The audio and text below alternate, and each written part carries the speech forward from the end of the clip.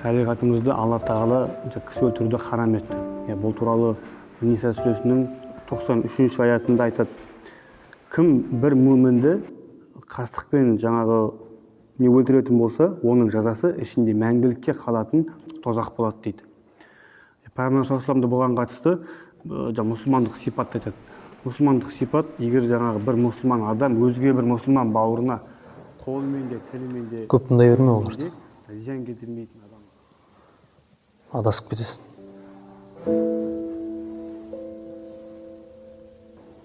Жарайды. Кешке хабарласам.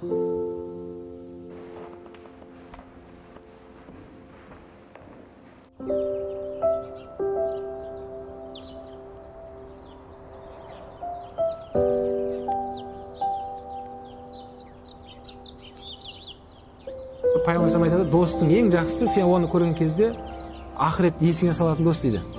Достың ең жақсысы. Бір бауырыңды көрген кезде намаз есіңе түседі. Мына кісі намаз кетіп бара жатқан шығар мүмкін. Бір кісіні көрген кезде, машалла, мына кісі Құран жаттап жүрген өткенде деген сияқты Құран есіңе түсу керек та.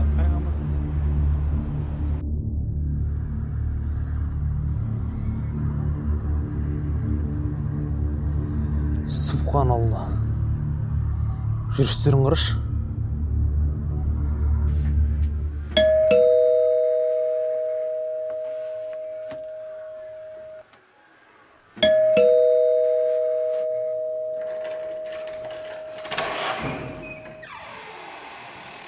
Телефон неге көтермейсің? 100 раз звондадым ғой саған.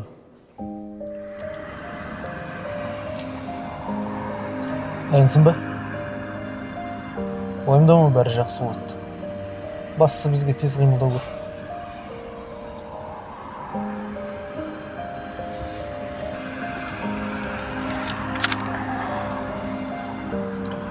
Мынау алдындағы дүкеннің қожайыны. Дінсіз. Және өте бай. Дінсіздердің мүлкін тонауға бізге рұқсат етілген.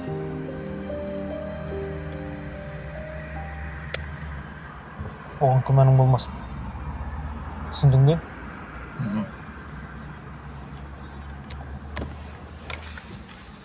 Мына өмірде кім қалай мәміле қылып жатыр өзгелермен, сол нәрсе алдынан шыға береді ертең.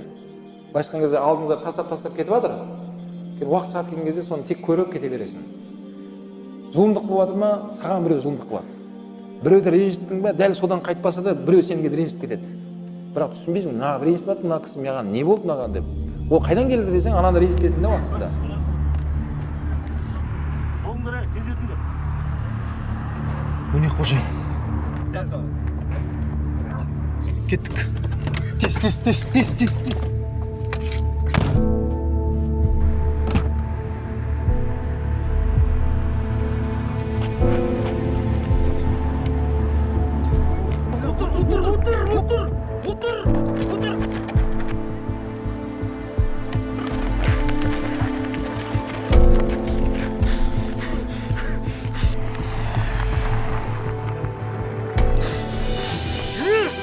Көрдіңіз ба, осылай Алла Тағала біреуге жамандық жасайтын болса біреу, оны алдынан шығарып береді, қайтарып береді. Өмірде көп білеміз біз. Бір жаңағыдай дұрыс емес бір жігіттер болады, ананың ақысын жейді, мынаның ақысын жейді.